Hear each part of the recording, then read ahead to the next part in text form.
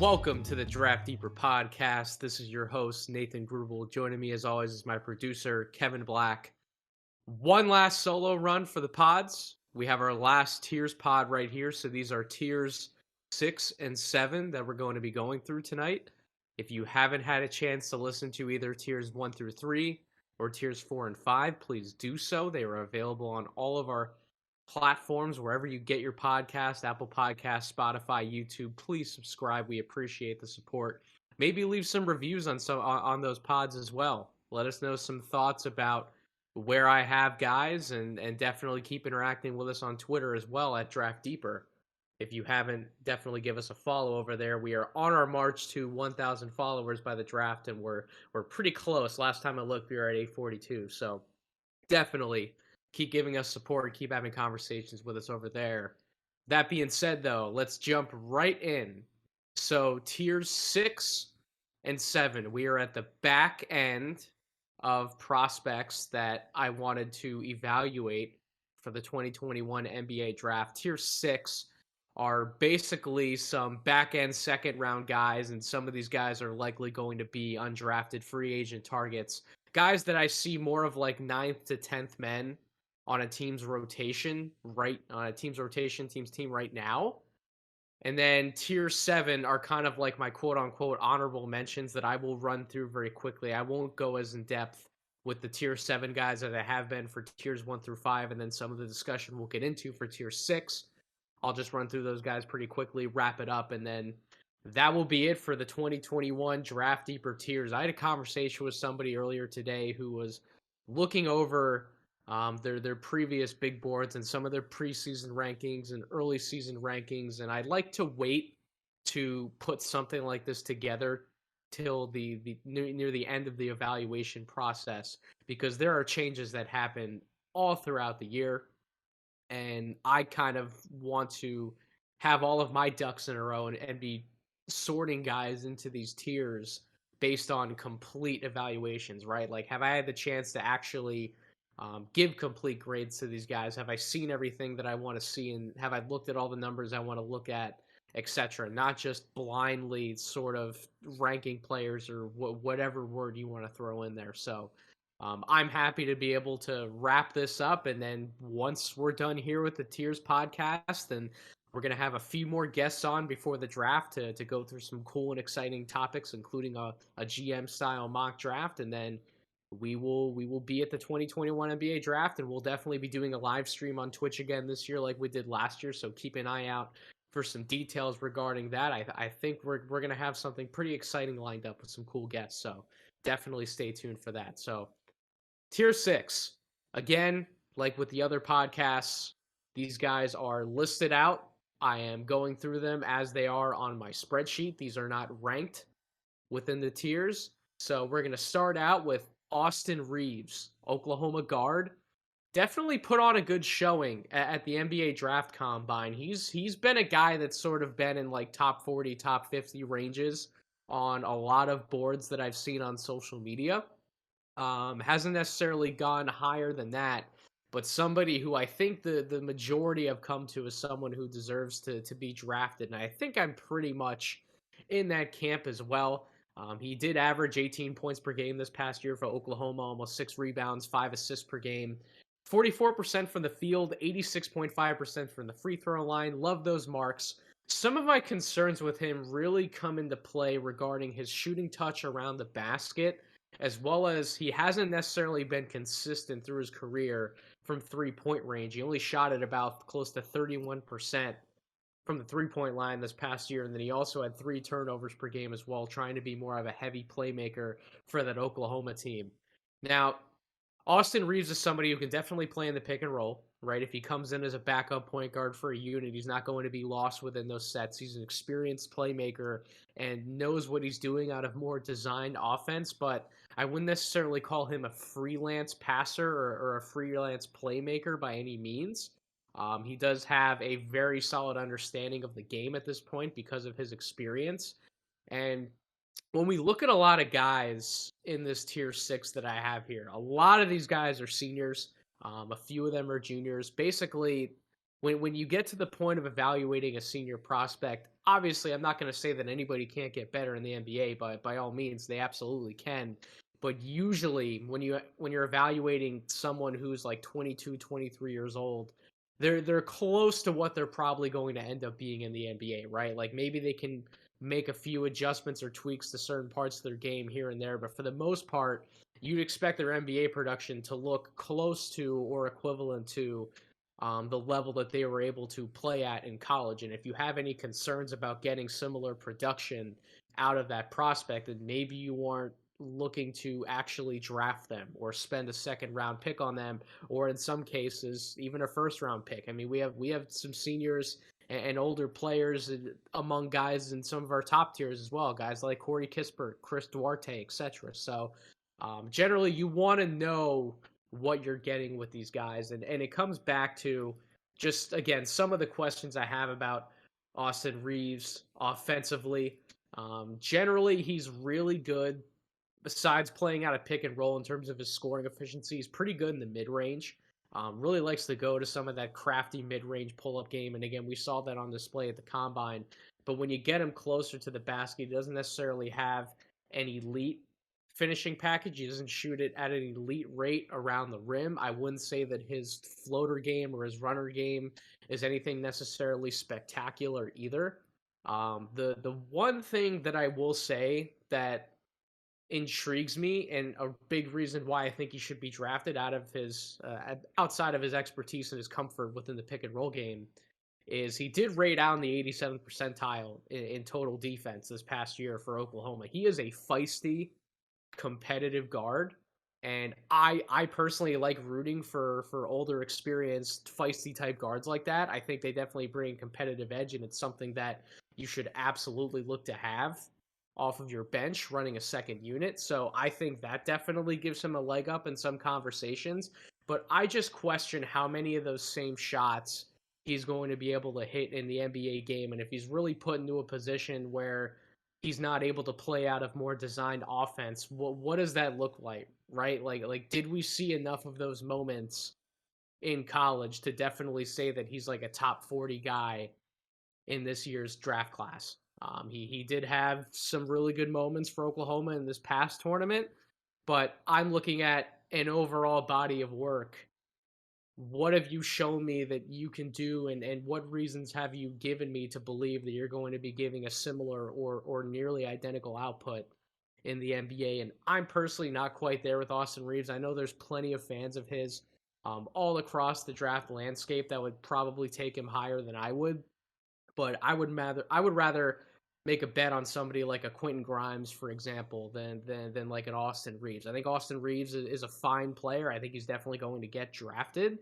I just question how high, and that's sort of why I have him in this tier 6, which again is back end rotation type players, maybe like a ninth man, not in like my guaranteed like 7 or 8 or maybe even like a 6 man type guy. That's where I have Austin Reeves.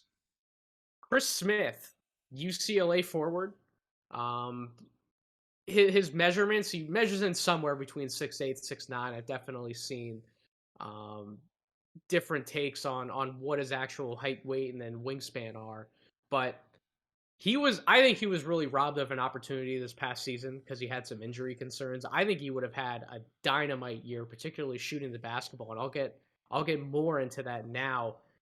In the 8 games that he was able to play in for UCLA this year, he did shoot the ball almost 44% from the field, 50% from three, 79% from the free throw line. So all of his basic shooting metrics definitely warrant that. But his catch and shoot game, the catch and shoot looks he did get, he was in the 100th percentile, shooting almost 56% on those shots. He was in the 99th percentile on what Synergy would deem long shots, so anything greater than 17 feet. He shot almost 53% on those jumpers.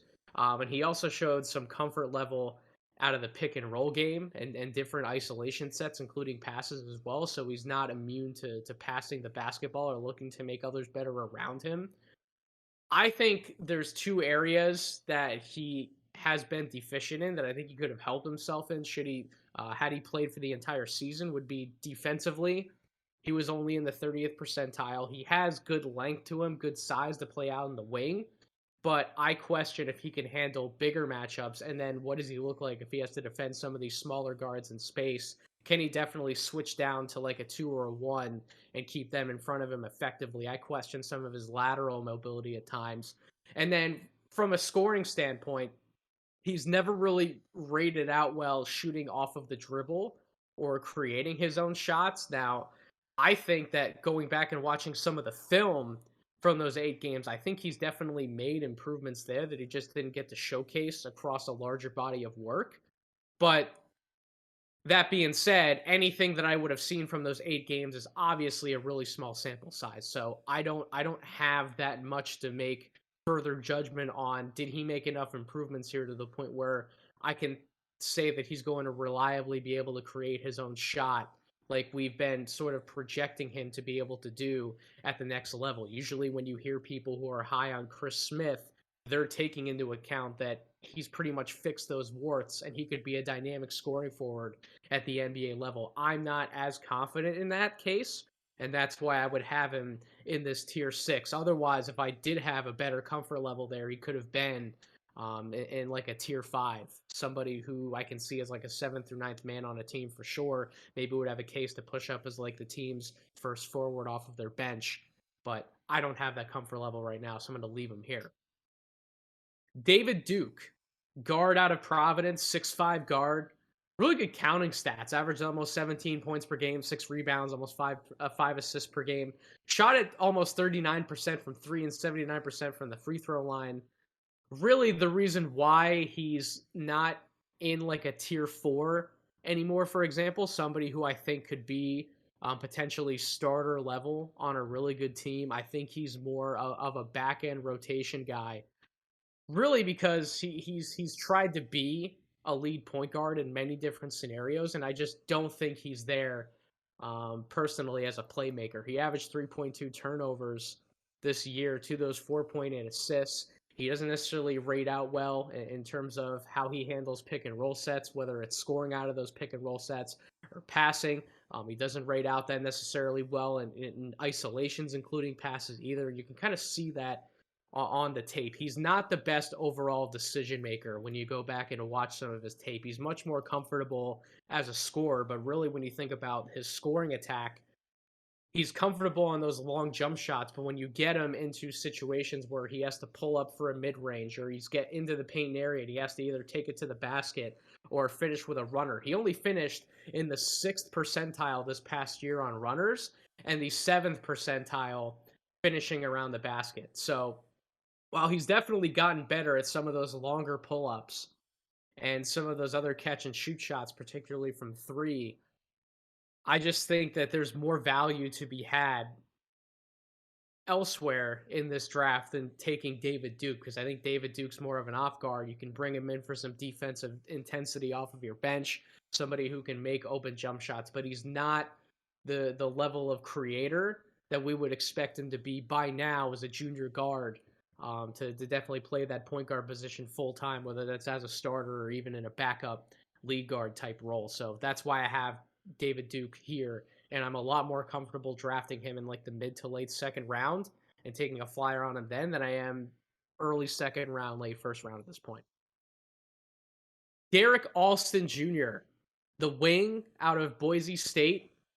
Another guy who has pretty good shooting splits overall, 44% from the field, 38% from 3, almost 86% from the free throw line, rated down the 83rd percentile in terms of total offense per synergy, 92nd percentile on spot up looks, 80th percentile on cuts, and 70th percentile in transition scoring. So really, when you look at Derek Alston Jr., he's one of those more intriguing bets in the 2nd round to take a flyer on if you need somebody with size at the wing spot who can hit open shots and you're able to create enough offense for him. He's another one of those guys. I think if he'd be much better at generating offense for himself, creating his own shot from distance, getting into better rhythm in terms of having like a little runner or a floater around the basket, was able to finish better overall around the basket.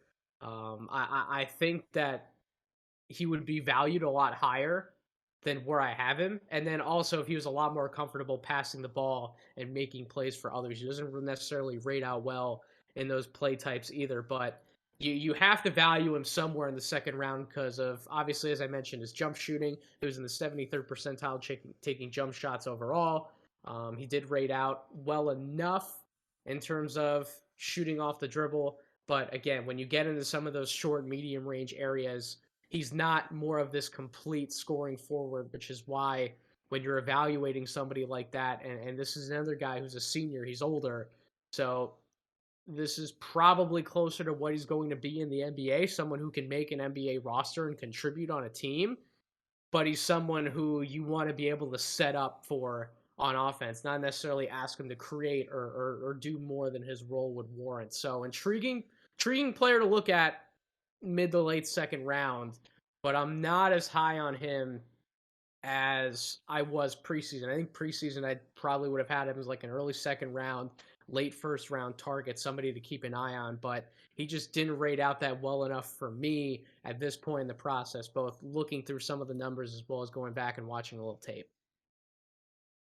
DJ Steward, the Duke guard. I know he definitely has some fans on draft Twitter as well, and social media landscapes.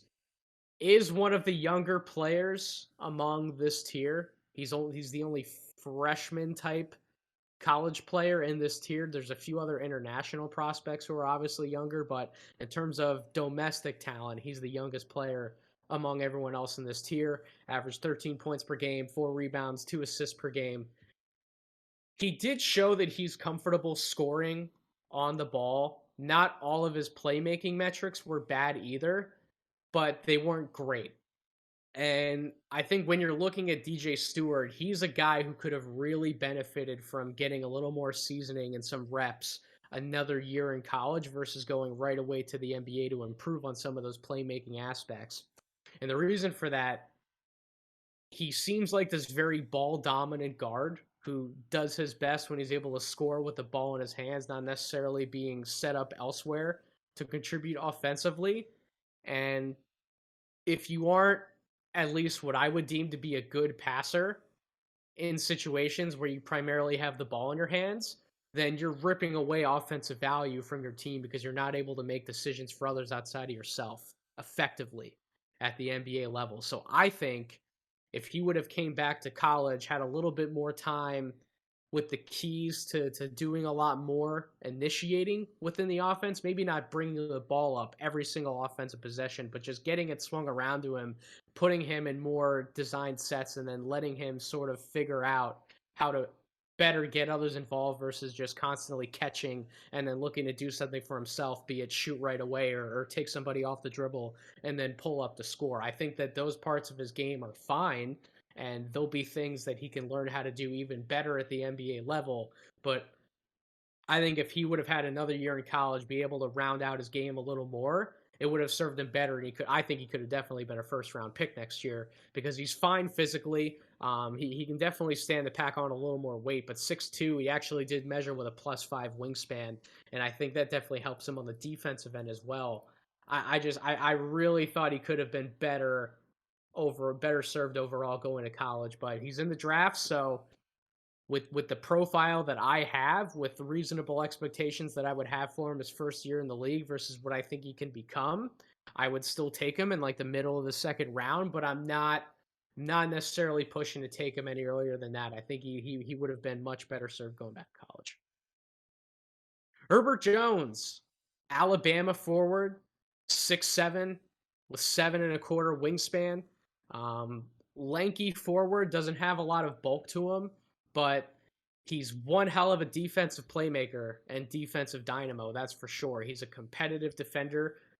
Really, 1.7 steals per game, 1.1 blocks per game. Not many players can have a defensive playmaking resume like that. Coming into the NBA, he rated out in the 90th percentile in terms of total defense as well. We talked about Herbert Jones on a previous podcast when we had Chuck on from Chucking Darts, talking about some second round wings. We had him in a category with guys like Aaron Henry. And we took a look at Herb's game, and he's so intriguing on the offensive end. Not that he brings a ton of positives to the table, but his scoring profile combined with some of his playmaking profile, it's like he recognizes when to hit somebody in stride out of like a design set.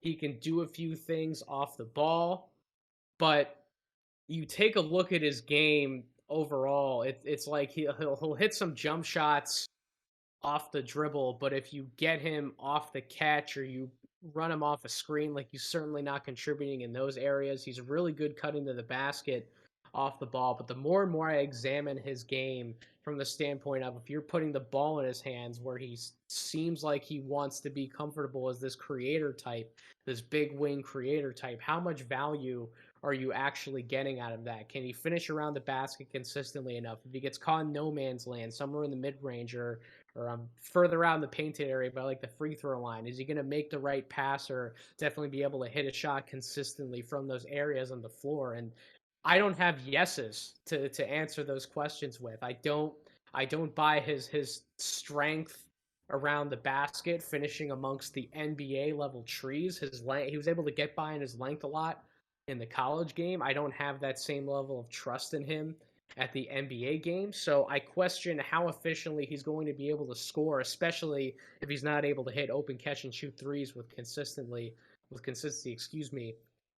And then it really comes down to, we know that he's probably then best billed as a defensive specialist. How much do you value a defensive specialist in today's NBA game when you have pretty serious question marks about the overall offensive package you're going to get? So really interesting. Again, defensive player, transition offense type, can do the easy things going to the basket. Can every once in a while he hits you with an interesting pass or two, but does he have the repertoire to impact the game at the NBA level consistently on the offensive end? And that's where my question comes in. And that's why I have him as a draftable player. Don't get me wrong, but another senior, another older guy, and he wasn't able to answer all of those questions through his time in Alabama. So that's why I would have him in mid to late second round territory. Ibu Baji, the Barcelona big man. Some people really love Baji. 7'2", 230 pounds. Big man played 19 minutes per game for Barcelona. Averaged 7 points per game, 5.7 rebounds. Shot the ball 48% from the field. Tried to show off a little bit of shooting touch. Couldn't quite get there. And I do have some question marks if he's able to stretch the floor as his career goes on. I personally wouldn't even ask him to do that. I would have him leverage his physical tools, kind of be a garbage type guy on offense, and then be able to leverage his size, his ability to impact the game on the boards, as well as block shots and chain shots defensively. That's really what you're looking for from Baji. At 7'2", is he athletic enough to be a mobile big man, doesn't get killed in some of these drop coverages, some of these defensive play types that he has to involve himself in the NBA nowadays? I don't think he would get killed there, and I think he could be a pretty interesting big to bring off of your bench, somebody who, even if you like drafted and stashed him for a few years and then you were able to bring him over to the States, maybe teach him a few more things about the NBA game, bring him up to speed. What kind of player do you have? Albeit raw, there's still room to have on NBA rosters for big men of his caliber who are as athletic and as mobile he is for somebody who's 7'2". And I think that's the case that a lot of people make. If they have him as like somebody who should be drafted maybe in like the early second round, they have him a little higher than I do. That's the case that they're making. I just think that those guys that I had on my last podcast in tiers 4 and 5, guys like a Charles Bassey and Neemias Keita, EJ Onu, I would rather take a flyer on some of those guys than Baji, at least right now. But he's in this tier for a reason. There are a few international players I have here I think would be intriguing draft and stash type guys, and Baji fits that bill. Now here's a guy who, I got to be honest, I apologize for not really talking about Yokori Mclaughlin that much before tonight's podcast. I tweeted out when I was watching some of the G League Elite Camp stuff that McLaughlin was somebody I really wanted to see in that type of setting because his statistical profile, his size, some of the things that I had seen on film intrigued me then. But then when I did an even deeper dive into the stats, particularly in the synergy numbers, he has one of the best statistical cases out of anybody, either in this tier, and you can make an argument his statistical profile is up there with some guys I even have in like a tier 5. So he played for UC Santa Barbara, averaged 16 points per game, 3.5 rebounds per game, 5 assists per game, shot 49% from the field, almost 41% from three, 83% from the line. I do have some question marks about his game defensively. He only rated out in the 54th percentile in terms of total defense, but he did average a steal and a half per game. So at the very least, when you watch him play defense, he tries to stay up in somebody's grill. He tries to be competitive. He has, I wouldn't say lightning quick hands, but he has decent hands. He's able to knock the ball away, and he's an instinctual playmaker when it comes to stealing the basketball. So he might not be this awesome stopgap type defender, somebody who I trust to go one-on-one at the guard spot and win more matchups than not. Somebody like a McKinley, Wright, for example, I'll talk about a little later on in this podcast. But he does a good enough job defensively to the point where you look at some of the things he can do offensively.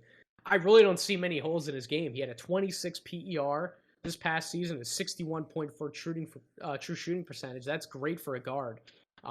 Rated out in the 87th percentile in terms of total offense. But listen to all of these areas that I marked as green on the spreadsheet I have in front of me in some of his synergy categories. He was rated in the 72nd percentile in isolation offense, 88th percentile in pick and roll offense, scoring out of those sets as the ball handler, 87th percentile on spot ups, 78th percentile off screens, 93rd percentile on cuts, 70th percentile in transition scoring. Some of his passing categories are up as well. He was in the 72nd percentile on all jump shots, 96th percentile on runners, 78th percentile scoring around the basket, 90th percentile on catch and shoot shots, and 73rd percentile all jump shots taken off the dribble. Those are a lot of categories offensively that McLaughlin brings more than positive value to, because all of those percentiles are rated out as at least very good or better on synergy. So you compare some of those stats to the other senior point guards that I've been willing to talk about and or have been high on during this process. So that's Matt Coleman and that's McKinley Wright. McLaughlin may have the more complete statistical profile in terms of offense than all of them. I really like how Matt Coleman's able to finish consistently around the basket. He's definitely the best catch and shoot player out of the three. But McLaughlin is not far behind whatsoever in the catch and shoot category, and just his profile being able to score more ways in the mid range, being a more comfortable pull up jump shooter. He doesn't have the best command out of the three and the pick and roll, but he's certainly good enough to play out of those design sets. And when you watch him on film, there's definitely a vibe and a sense of maturity and composure that you get from his game as well. So am I saying that I would take McLaughlin for sure over the other two? No, I've been a Matt Coleman guy this whole time, and that's probably who I would still rock with. But I do think McLaughlin deserves to be drafted, and I think he does have a home in the NBA. And I've underrated him just based on the fact that I have not mentioned him in that senior point guard conversation once this entire time. So I apologize to you, Mr. McLaughlin. You definitely deserve to be in that conversation, and that's why I have you in this tier 6 here. Like I said, you have a case to be in that 5th tier along with somebody like Matt. Absolutely. So hats off to you, sir. Definitely wanted to make sure you got your well-due shout out on this podcast, and I can't wait to see what you end up doing in an NBA setting. Jason Preston, Ohio point guard, got a lot of buzz during the tournament. A lot of people chose Ohio in that 4-13 matchup to upset and move on in the tournament. And as the 13th seed, they did win that game, and they moved on to the next round of the tournament. Preston was the reason why that happened. 6'4" junior guard, averaged almost 16 points per game this past year, 7 rebounds, 7 assists. Not a lot of point guards can put up counting stats like that in terms of points, rebounds, and assists all rolled up into one package. 51% from the field, 39% from three, only 59.6% from the free throw line. That's probably what brought his true shooting percentage down the most. Otherwise, I think he might have had a true shooting percentage over 60%. He clocked in at 58.3, rated out in the 70th percentile in terms of total offense, 67th percentile in terms of total defense. So another point guard, really good design playmaker, somebody who can hit shots in rhythm. He rated on the 99th percentile in terms of spot up scoring. That's really impressive. But when you look at a lot of those spot up makes, it kind of came out of, I wouldn't say designed movement necessarily, but Preston definitely was able to get himself in the right position to score. It wasn't a lot of like dribble, dribble, dribble isolation type scoring or always creating a reliable shot for himself when we're talking about how he generated a lot of those shots. Because if you take a look at his isolation game, he was only in the 12th percentile in terms of scoring out of isolation sets. He was in the 9th percentile in isolation sets, including passes. He played a lot better out of more designed pick and roll sets. He wasn't a bad jump shooter or shot creator by any means. Actually finished pretty decently around the basket, 66.2%. When he got himself a full head of steam and was able to take somebody off the bounce and get all the way to the basket. But if he ever had to create something out of thin air in the mid-range or away from the basket or go to a step-back move, he never quite developed that game to a reliable enough rate. Obviously, there's highlights on YouTube. His game at Illinois, he hit some pretty nice step back type jumpers, but it was never to the point where I'd say he could do it consistently at a high enough level. Matter of fact, he only rated out in the 15th percentile in terms of jump shots off the dribble. Only shot 21% on those shots. Doesn't necessarily have like a short to medium type pull up that he can go to consistently in terms of like a runner or a floater. So I question the scoring package that he brings to the table and how much he's going to contribute generating buckets for a team. But there's no question that at the very least he deserves a shot at a backup point guard spot, running a second unit's offense, and at least being the point guard, somebody who can set up others for better looks, and then he's able to contribute in terms of scoring the basketball when he's able to. Not this self-creation dynamo, I don't think that some people have even projected to be like a first round type point guard, but somebody who should absolutely have a flyer taken on him in the second round. I think, yeah, at the very least, he's a backup point guard who can come and set the table reliably for others, and certainly not sink your team either offensively or defensively. Joe Wieskamp, Iowa forward. We've talked about him before on this podcast. Definitely did himself some favors at the NBA draft combine. Tested out well athletically, measures out well, 6'7" with a 6'11" wingspan. This year for Iowa, averaged 15 points per game, almost 7 rebounds per game, almost 2 assists per game. 49% for the field, 46% from three. The 67.7% mark from the free throw line definitely surprises me, but it doesn't give me enough cause to pause in terms of his overall shooting repertoire. Anything you're asking him to do off movement, off the catch, set shooting, he's going to be able to do all of those same things in the NBA. Certainly has enough size to shoot over defenders.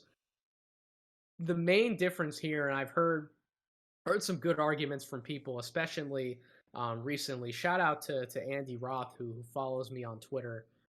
He was actually talking to me in my DMs today, and we were discussing Corey Kispert's case as somebody who, is he definitely like a lottery level or like a mid first round type talent, or is he not the kind of player that thrives in an NBA system? And I think that Kispert's going to be like a really good like fifth guy in a starting lineup. That I have him in like a specialist type category. That's why I had him in a tier 4 in my system versus a tier 3, like a guaranteed 1 through 4 starter on like a really good or a championship level team. But if you have those questions about Kispert and some of the things that he can do off the dribble or attack a closeout or hit a floater in the lane, where his numbers actually said that he was not terrible, he wasn't great, but he wasn't bad. If you have questions about what he brought to the table, then you're going to have more of those questions about Wieskamp. And that's why I think this whole notion that I talked about with Tyler Rucker, backcourt violation on a pod I did earlier when we were evaluating the combine, when I brought up the fact of Kispert versus Wieskamp has been a popular conversation I've seen on social media.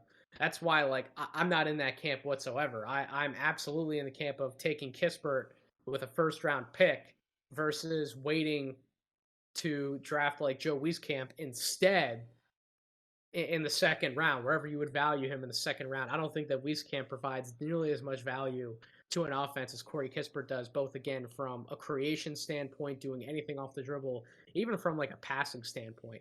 And something that came out of the combine was because he tested so well athletically, because of the competitiveness, the fire that he played with during those scrimmages. People think he can be better defensively than he was in college. Well, he better be better defensively than he was in college. He only rated out in the 31st percentile in terms of total defense. So there are definitely some things to like about Wieskamp. I think he, like I said, he did himself some favors. I think he's definitely going to be drafted.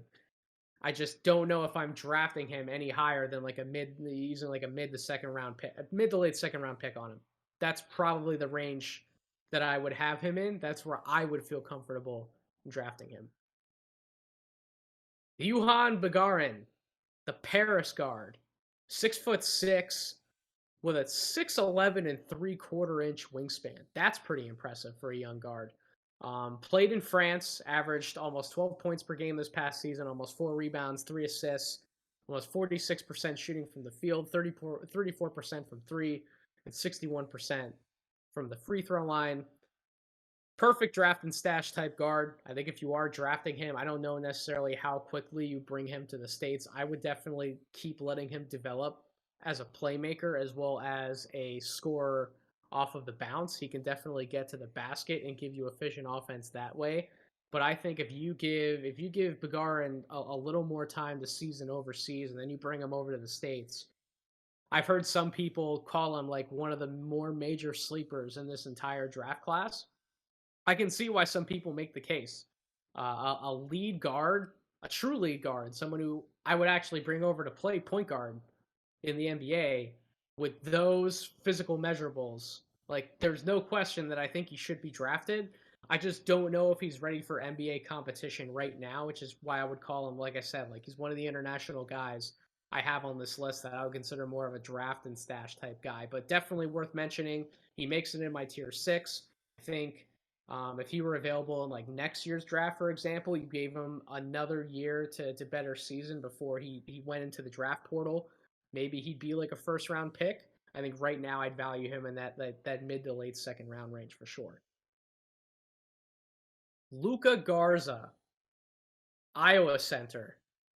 I've toyed with the idea of, do I have him in a tier that I would consider to be draftable? Do I not see him as a draftable big man?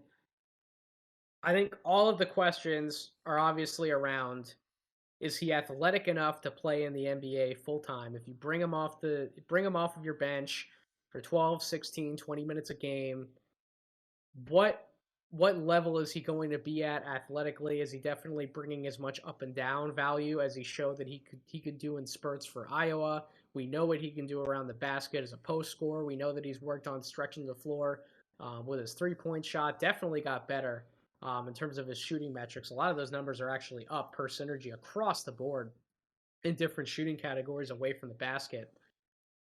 He seems to be in a lot better shape, and that was something that we were able to see from the NBA Draft Combine when he was interviewed, when he was doing some of his athletic testing. He's in a lot better shape than he even was in college. So hats off to Garza. He's definitely taken the time to get with the right people and work on his body to make sure that he's physically ready to handle more than just like an 8 to 10 minute stint in the NBA, which is what I would have projected him as. I would have projected him as that kind of big man coming into the NBA before I saw any of that, because he could be a plotter at times at Iowa, but I'm a lot more comfortable in his case now, seeing him post college year than I was before. So that's why I have him in a tier to be drafted in like that mid to late second round. I mean, if you're looking for a backup big man who can potentially offer you offensive value from all over the floor, I think you kind of have to look Garza's way, just given everything, all of the skill that he showed, that he brings to the table offensively. 55% from the field, 44% from three, almost 71% from the free throw line,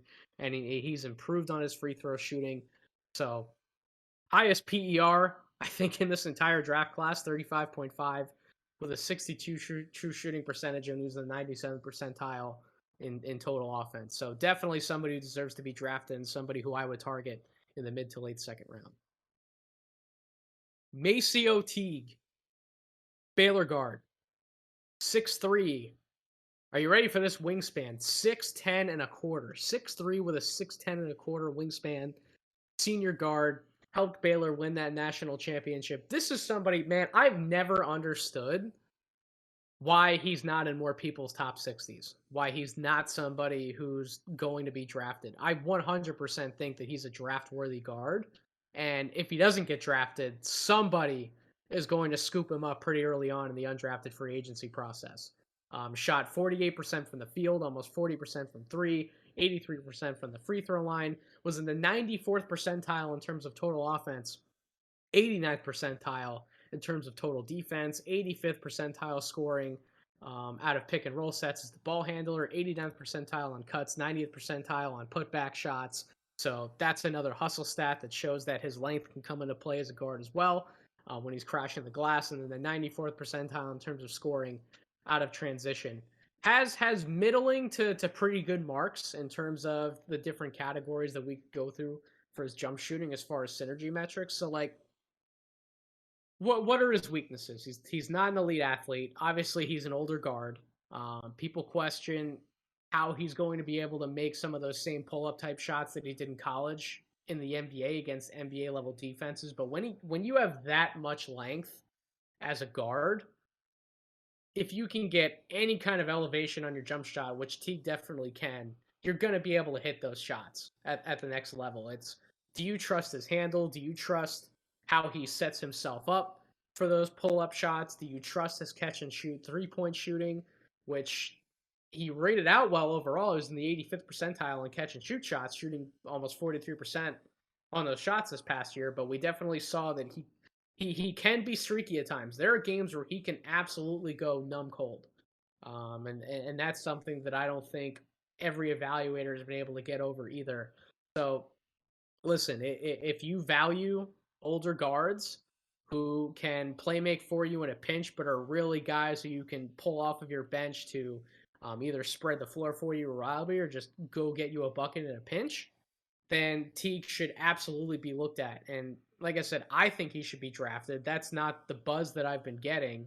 But even if he's not drafted, I guarantee he will be on someone's summer league roster, and we'll be seeing him get a shot at making somebody's training camp roster as we head towards the start of next season. McCore Maker, Howard big man, only played 2 games this past year in college. So I didn't really feel it was necessary to pull any kind of numbers from those 2 games.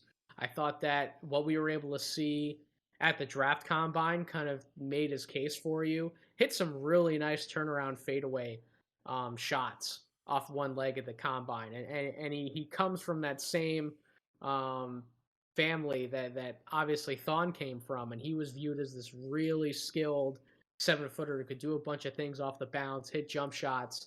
McCore definitely seems to be in a similar mold as Thon, but we've seen how some of this has worked out before.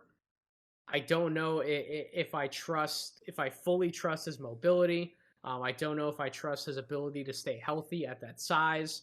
I question how much of an impact he has offensively if he's not shooting the basketball. Does he definitely have a reliable enough post-up game? We saw a few examples of that in the combine, but bottom line is I personally don't have enough information, I'll be 100% brutally honest, to properly project McCore, which is why I would have him in like this tier 6 mid to late second round, somebody who can might be able to crack a rotation next year, but I'm personally not quite sure what I'm going to get out of him. I wasn't able to attend any kind of workouts or anything like that. I don't really have a good source for inside information on McCore, so I'm going to leave him here. Anything higher or even lower than this wouldn't shock me. He's just one of those guys that I have to include and mention here in this process. He's somebody who deserved to have film watched on him and deserved to have stats looked at. It was just unfortunate he didn't really get to play college basketball really at all this year. So that just makes the evaluation process a lot harder. And unless you have the inside information, unless you're a scout with an NBA team or you have a connection to one of his coaches previously, then you're not going to have a lot of really good insight and input here on his game and what he could bring to an NBA floor from day one and be able to project him out. So I'm going to leave that case there. Matt Mitchell, wing player out of San Diego State. Another older guy, another senior, 15 points per game, almost 6 rebounds per game, 2 assists per game, almost 44% from the field, 34% from three, almost 81% from the free throw line.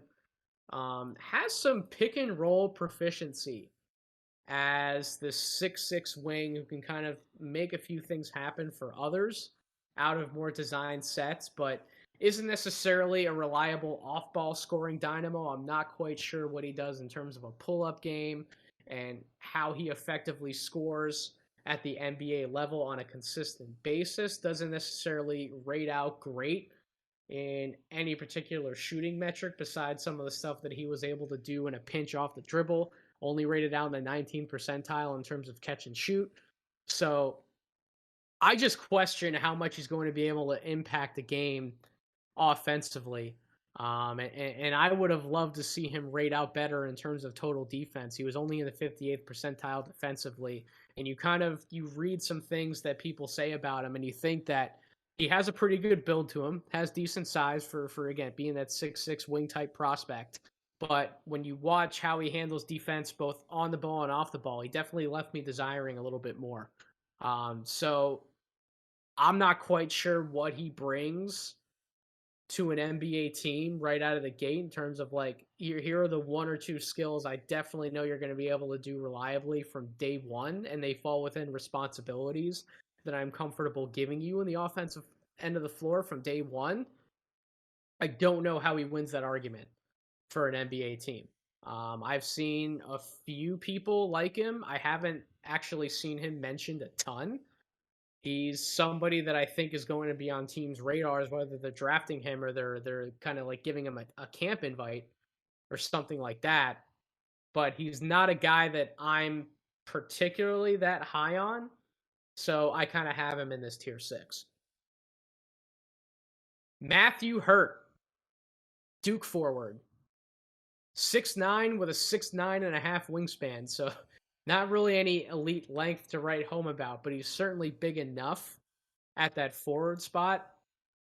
One of the best offensive statistical profiles that we could find in this tier or the last tier, similar to the case I made for Mclaughlin, but it's like McLaughlin's case on steroids. For Matt Hurt, he shot 56% from the field, 44% from three, 72% from the free throw line, 99th percentile in terms of total offense, but 36th percentile in terms of total defense. The passing numbers aren't great. He's kind of like a black hole scorer at that forward spot. Don't love everything he does off the dribble and how he sets himself up for those shots. He just has near picture perfect shooting mechanics and enough length and size to the point where he can kind of adjust the arc on his shots and hit some tough fadeaway jumpers, or he can hit some shots you don't think he's going to make over a good defender just purely because of how big he is and how high and the angle at which he releases the ball in his shot. But I don't love black hole type offensive players, guys who I don't have enough confidence in their playmaking, their ability to function within an offense and move the ball where it needs to go. Look, if you're a team and you're just looking for somebody with his size to be able to shoot the ball for you, you know that you're going to put him in for an X amount of minutes per game and you're going to ask him, hey, ball gets kicked around with you. We're going to have you play out of the corner. Maybe we'll run something for you inside the arc every now and then. But mainly, we're going to have you outside the arc. You got to be ready off the catch. You got to be ready to rise and fire. That's all you're looking for him to do. He's one of the more elite options to do that you're probably going to find in the second round. But he was projected as a better talent when he was coming out of high school, was viewed that he can be more of a fulcrum for a team. He was by far Duke's best offensive player this past year, but maybe that's more of an indictment between some of Jalen Johnson's injury concerns, as his meshing with the team, some of the stagnant development from Wendell Moore. Obviously, DJ Steward and Jeremy Roach weren't quite ready to step up full time for that Duke team offensively. So you can say that he was Duke's best offensive player by a mile, but I'm not sure, given who he had around him, how much of a compliment that is. So that's why I would have Matthew Hurt. Not that he can't take and make shots, on an NBA roster. That's just, in my opinion, that's really all he can do, or all that you should ask him to do. So that's why I would have him in a tier back here. McKinley Wright, Colorado guard. I've said like 3 different times now across multiple pods we were going to talk about him eventually. He's that third senior point guard in that spot. Averaged 15 points per game, 4.3 rebounds, 5.7 assists, 48% shooting from the field. Has never gotten around to shooting it all that well from 3-point range. Only shot at 30% from 3-point range this past year. Did shoot at 84% from the free throw line, and a lot of his offensive metrics are all right. They're not necessarily anything outside of pick and roll. I wouldn't say is like that noteworthy to write home about. Really average in a lot of categories across the board. Does have a decent floater game when he's around the basket, and again, obviously anything he does out of pick and roll offense, out of design sets, is generally a good option. And he's an experienced scorer. Certainly knows how to run a team, but upside offensively elsewhere, I just don't know what I'm getting from him. If he has to do anything creating for himself off the bounce, if he has to maybe play off the ball a little bit, serve as like a floor spacer at that guard spot, I just don't know how many more positives I'm getting from him. Now, one of the things that he does that those other two don't necessarily do, in my opinion, at a good enough level as him, is total defense rate out in the 73rd percentile.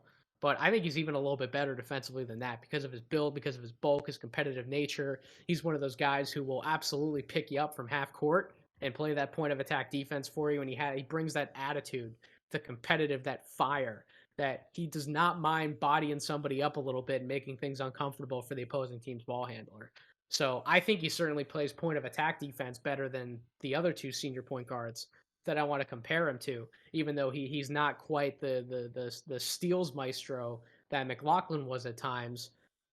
Certainly has better size and bulk to him than Matt Coleman, but I would rather have the offensive profiles of the other two, the more complete offensive profiles, in my opinion, than McKinley Wright. Now, McKinley Wright, I think, is definitely going to get drafted. I think he may be the only one out of the 3 that gets drafted, but ironically, he's the one out of the 3 that I probably like the least. But even if for whatever reason, by some stupid reason, he wouldn't get drafted, he would still be brought into somebody's camp and he would be given an opportunity to go to work. Moses Wright, Georgia Tech forward. Richard Staman at Mavs Draft shouted him out on one of the other podcasts that I had him on when we talked about Orlando Magic and Dallas Mavericks targets, as well as a few other guys who he thought were sleepers in the draft. He made the claim that Moses Wright is severely underrated as one of the ACC's top players last year. 17 points per game, 8 rebounds per game, 2.3 assists per game. Shot 53% from the field and 41% from 3, but he doesn't really have any better of a shot creation profile outside of the more simple things that you would ask him to do. Having somebody who can space the floor at 6'9", 226 pounds, and provide you any value on the glass as well as defensively, I mean, that's a player who deserves to be drafted, don't get me wrong. But I just question how much better he can get at certain areas on the floor. Matter of fact, I know he rebounds really well, but he was only in the 24th percentile in terms of total defense. Was only in the 44th percentile in terms of spot up scoring as well as on cuts. So he has some question marks for me between some of his shooting profiles, what he can do effectively away from the basket a little bit in the painted area, not necessarily right up around the basket. What does he do passing the basketball? Is he definitely a willing passer of the basketball? Like, what do you bring me besides energy, hustle, and rebounding? Those are valuable tools in a vacuum, but we're kind of making the case, not that Moses Wright shouldn't be drafted, because he should be, but how high would you draft him? What area of the draft would you feel comfortable taking him? And if those are the things that you're going to give me, and maybe some floor spacing here and there, like, why wouldn't I take a shot on somebody like Justin Champagnie that I laid out his case for on our previous tiers pod. Like, I would probably rather have the younger player, even though he doesn't have the same size as Moses Wright. I'd probably rather take a chance on somebody like him versus Moses Wright in terms of earlier in that second round.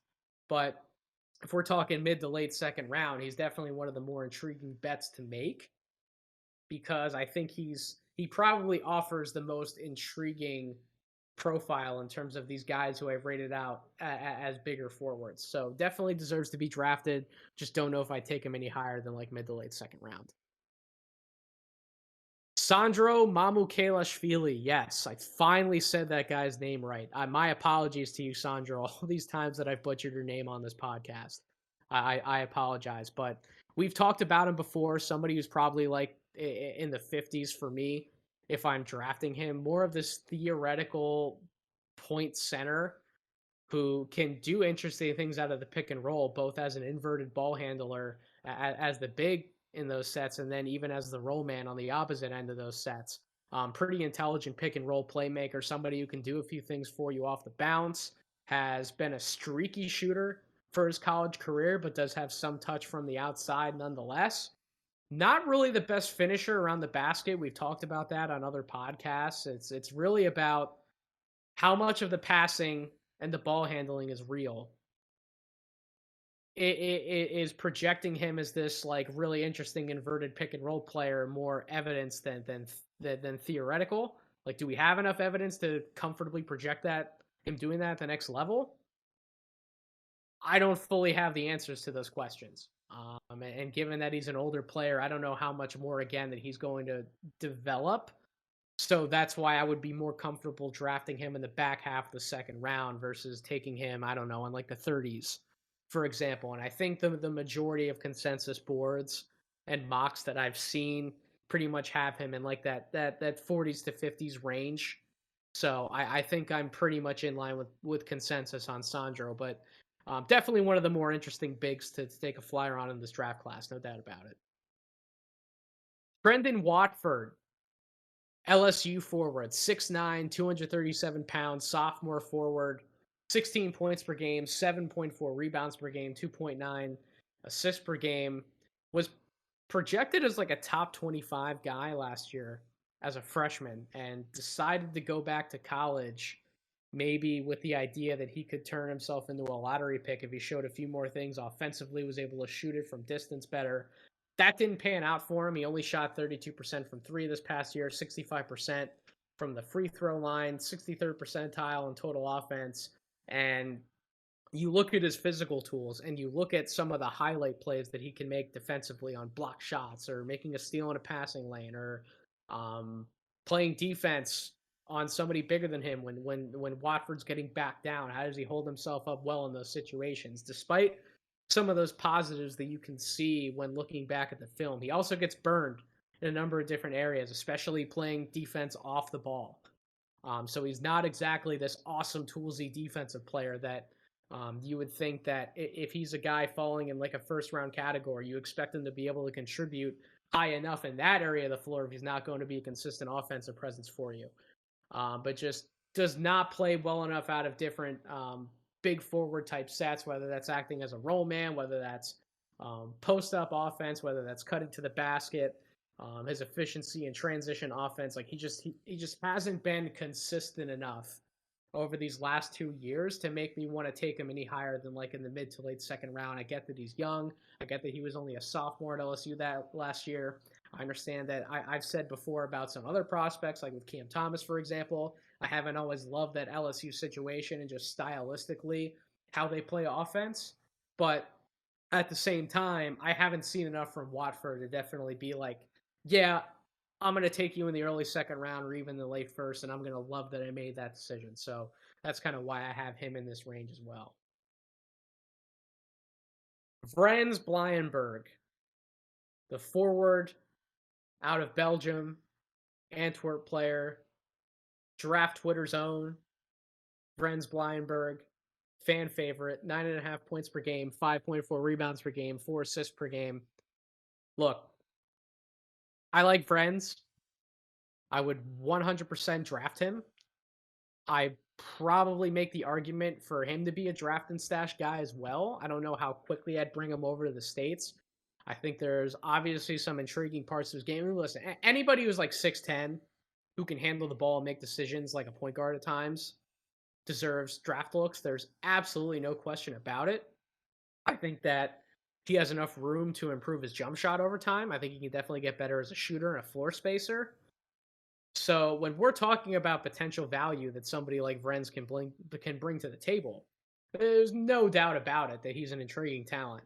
A little bit on the thin side, he'll keep continuing to fill out his body and work hard, and that is why I would draft Vrenz, despite how raw he can be in certain categories, some areas on film that I can point out for him to work on. He is a worker. He's a competitive guy, good guy. I've seen nothing but positive from him. Everybody who I talk to has actually gotten the chance to interview him or spend a little time with him, loves him to death.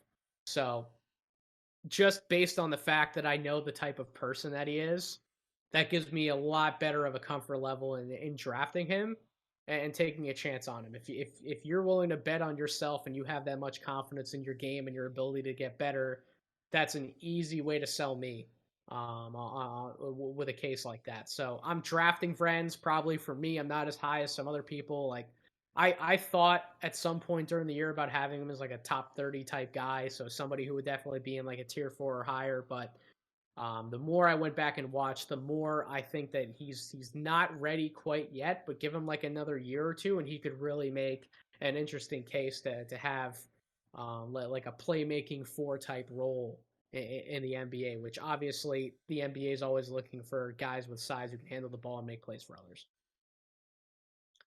Last guy in tier 6, Yves Pons, Tennessee forward. Doesn't really bring you a lot to the table offensively other than being a vertical lob threat, dunking the basketball, getting offensive rebounds, and cleaning up on that end. Defensively, he's one of the more unique weapons in this draft. He's definitely a top 5 offense, in top 5 athletic guy in the draft, excuse me. I don't think there's any question about that. The guy is like under 5% body fat. He's incredibly ripped. He's vertical. Not the greatest size to him for like one of those more do-it-all defensive type forwards that you would expect him to be. He's only 6'7", but he does have nearly a 7'1" wingspan, so he does have close to like a +4, +5 wingspan. Man, if he could shoot the ball any better than what he showed that he was capable of doing at Tennessee, he only shot 27% from 3-point range. He would definitely be like an early second round pick type for sure. Especially given the fact that he was in the 93rd percentile in terms of total defense. But he just doesn't offer enough for me offensively to be like, yeah, I can project you as like a definite rotation guy, like 7th or 8th man on like a really good team. He's going to be on the back end of somebody's rotation. I don't think he's going to be drafted, but I think that somebody's going to bring him into a camp and he's going to get some kind of deal one way or the other. I just don't know how much he's going to improve offensively at this point in his career, given that, again, he's a senior, older player. I don't have that level of faith that any other parts of his offensive game are going to magically blossom or show themselves, whether that's better shooting from the outside or whether that's any sort of shot creation off the bounce, playmaking for others. I just think he's very limited to being like a pick and roll type finisher or like a dump off guy offensively, and then obviously you get the value on the boards and then defensively. So same as Herb Jones, another defensive specialist. How much do you value that type of guy? How much do hustle, motor, and heart and pure athleticism factor into your evaluation? Because those are all things that he brings to the table in spades. Yves is one of those guys. He's the eye of the beholder. He's one of those type of players. So that's why I have Yves Pons in this like mid to late second round type grade range. Wouldn't shock me if he gets drafted in the back end of the second round. Also wouldn't shock me if he doesn't get drafted at all. So now we move into tier 7. I'm not going to break down all of these guys at length. I'm going to read off their names, and they're definitely going to get a quote-unquote honorable mention on this podcast here. But these are the guys, if you add up the total number of players that I've mentioned in these tiers or decided to go back and take a look at to see if I would give them grades that I would deem as worthy of being drafted in this draft. They were very, very close to making the cut, and that extends that list out to 90 names. And again, I cannot say how awesome it is that I have a list of 90 guys deep. Usually that list is like 75 at max. At max in a draft. I try and keep everything I do to a top 60 because there's 60 draft picks to be made. So I'm trying to figure out who deserves to be drafted. Not as much where I would draft them, because again, I've never been that obsessed or tied to like a ranking system. I don't necessarily care about if I had a player 5th on a board or 10th on a board or etc. That's why I try and keep them in tiers in terms of how I would project their role and their potential next contract situation. That's really how I like to gauge these guys talent wise. But the fact that I can go like 90 guys deep, and before cuts were made, before guys decided to go back to school or to go in the transfer portal, whatever the case may be, that list was at like 102 guys. There's so much talent coming into the NBA nowadays.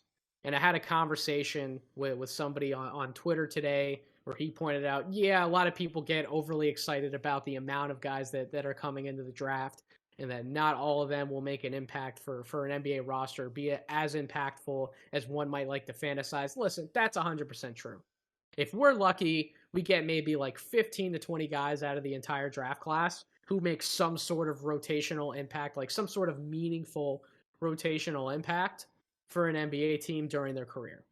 That's just like the facts. That's what the success rates when you're making some of these picks. That's what they bear themselves out to be. That's just the truth.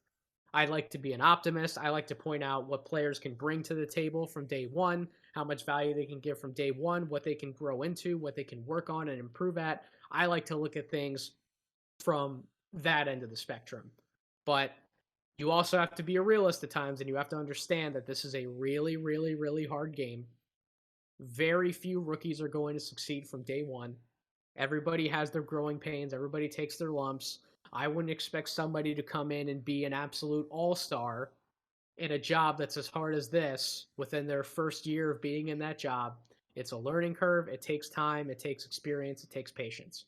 And I encourage all of you listening to this podcast, if you really love the game of basketball, I think that developing that level of patience for some of these guys, being more patient in your evaluations, letting these guys have a few years in the league to grow, get more familiar with their team, their organization, their chemistry with guys, how they fit in with that organization, with that roster, within the team construct. The key word is just patience. Let these guys figure it out. Don't be too quick to pass judgments on them. Don't be too harsh on any of these guys either. The majority of them are like 19, 20-year-old kids. Some of these guys are a little older, 22, 23. I was a mess when I was anywhere between the age of 19 and 23 years old. And I know I don't play professional basketball for a living, but I'm talking about in the real world, in real life situations, I was a mess. And I'm not making near as much money as some of these guys are. Trust me. These guys are going to get paid in their careers one way or another. They're going to be able to attain livable salaries doing one of the hardest jobs that can be done, which is playing professional basketball in the NBA or even in some of the other international leagues that they could go to overseas. Basketball globally has come a long way as well. So just don't be too harsh on these guys. Don't be too judgmental. Try and look for the positives and focus on development and outcomes for these guys, and realistically project their roles to the NBA. That's just me having my soapbox moment for a second. So without further ado, let's run through this tier 7, this honorable mentions list, and then we'll get out of here. So Ariel Hukporti, the big man from Lithuania, Carlick Jones, guard out of Louisville, Delano Banton, forward out of Nebraska, Jalen Tate, Arkansas guard, Javion Hamlet, North Texas guard, Jay Huff, Virginia big man, John Petty Jr., sharpshooting guard out of Alabama, Jordan Shackle, wing out of San Diego State, Jose Alvarado, senior guard out of Georgia Tech, Marcus Garrett, guard out of Kansas, Marcus Zagorowski, guard out of Creighton, Rokas Jokubaitis, Zalgiris guard, somebody who I think would definitely be better served staying overseas for now. Santi Aldama, the Loyola Maryland center, who may very well get drafted. I just don't know what kind of immediate value he's going to bring to the league quite yet. And then Scotty Lewis, wing out of Florida, been much more known as a defensive prospect, but really doesn't bring much to the table offensively that I'm comfortable projecting right now to the NBA level. And that's it. That's our 90 guys that we've covered across 7 tiers. Thank you again, everyone, for listening to this podcast. It's been a blast doing all the background work, getting my tiers together for the 2021 NBA draft cycle. If you liked what you heard, if you made it all the way to the end, definitely thank you for that. Subscribe to us wherever you get your podcast, Apple Podcasts, Spotify, YouTube. Follow us on Twitter @DraftDeeper. So much more fun coming even before the draft. I know we're only 2 weeks away, but I still have plenty of podcasts, plenty of content planned. So keep an eye out over these next 2 weeks for some awesome, fun content related to the draft. And I hope you all have a wonderful rest of your week. Again, thank you for listening.